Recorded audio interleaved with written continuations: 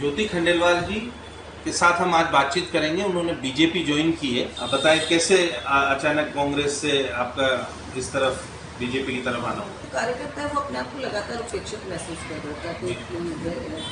उसकी कोई सुनवाई जो है वहाँ नहीं हो रही थी और ये सब कुछ भी ऊपर आला कमान को दिखाई दे रहा था, लेकिन उसके बाद भी कुछ एक्शन जो है वो नहीं हो रहा था। आपकी टिकट को लेकर कोई बात या कमिटमेंट हो चुका है भाजपा से? अब पार्टी नेतृत्व जो तय करेगा, जिस हिसाब से भी तय करेगा, वो मेरी क्षमताओं के या मेरी काबिलियत के या मेरी कार्यप्रणाली के अनुसार जो भी जिम्मेदारी मुझे देगा, मैं उसे पूरी निष्ठा के साथ। सांसद का चुनाव भी लड़ा, डायरेक्ट फाइट वाले चुनाव में महापौर भी आप बने थे।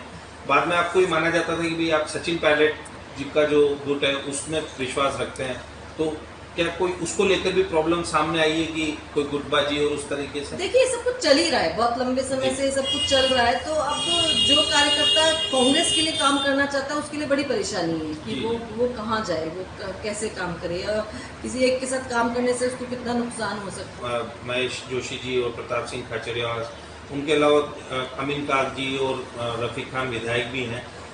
जो लोअर कैडर है कांग्रेस का जिसकी आप बात कर रहे हैं, वो अक्सर जैसे कोई शिकायत इनकी करते हैं तो कोई सुनवाई नहीं होती, उसको लेकर आपका क्या अनुभव रहा? ये आते हैं, बहुत सारी बातें निकल करके सामने भी आती हैं, हम देखते भी हैं कि जैसे महेशी का तो हमने देखा भी कि बेटे का रेप केस भी चला और जो है वो एक व्यक्ति ने उनके नाम को लेकर के सुसाइड ही कर लिया वीडियो बना करके। तो ये सब बातें ही होती हैं जहां आप जनता की नहीं सुन रहे हो, जहां कार्यकर्ता अपनी कोई बात अगर आगे तक पहुंचाना चाह रहा है तो उसे नहीं माना जा रहा है। पिछली बार सीएम थे मैम, तब आप महापौर बने थे।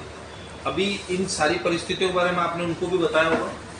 देखिए, मुझे लगता है कि बताने की कोई आवश्यकता नहीं है, सब कुछ सामने सबको दिखाई दे रहा है। जी जी। हर व्यक्ति इस चीज को, हर पीड़ा को महसूस कर रहा है, हर कार्यकर्ता इस पीड़ा को महसूस कर रहा है। मंत्री हैं दो, महेश जोशी जी और प्रताप सिंह खाचरियावास, उनके अलावा अमीन काग जी और रफीक खान विधायक भी हैं। 3 को टिकट मिल चुका है और उनको नहीं मिला है, उसका कारण ये मानते हैं कि कुछ कांग्रेस। देखिए, अब उनके कारण है, वो जाने कि क्यों मिल रहा है, क्यों नहीं मिल रहा, क्यों उन्हीं की पैरवी की जा रही है, क्यों नहीं की जा रही है, ये सब जो है उनके मामले हैं, वो अपने हिसाब से तय करें। तो आपकी चॉइस क्या है जयपुर में?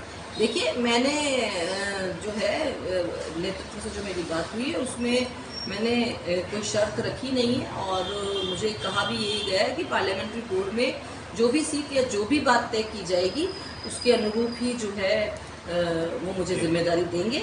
मुझे पूरा विश्वास है। 14 और 19 में 25-0 स्कोर रहा कांग्रेस का संसद के चुनाव में।